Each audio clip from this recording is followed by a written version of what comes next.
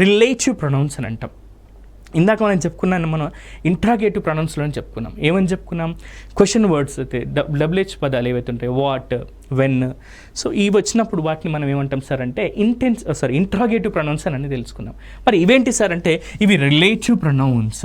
ఇవి relative pronounce అని చెప్తాం. రిలేటివ్ ప్రొనౌన్స్ ఇవి కూడా డబ్ల్యూహెచ్ పదాలతోనే ఉంటాయి, దట్ అనే కంజంక్షన్తో ఉంటాయి. అయితే ఇవి ఎక్కడ వస్తాయి సార్ అంటే సెంటెన్స్ మధ్యలో వస్తాయి, గుర్తుపెట్టుకోండి. సెంటెన్స్ మధ్యలో వస్తాయి, సెంటెన్స్ స్టార్టింగ్లో కాదు. For example, the boy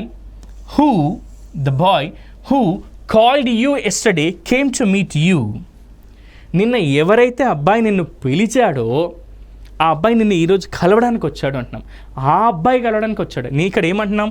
the boy, ఆ అబ్బాయి, హూ ఎవరైతే, కాల్డ్ యూ ఎస్టర్డే నిన్న ఎవరైతే నిన్ను పిలిచిన అబ్బాయి ఉన్నాడో ఆ అబ్బాయి నిన్ను కలవడానికి వచ్చాడు అని చెప్తున్నాం.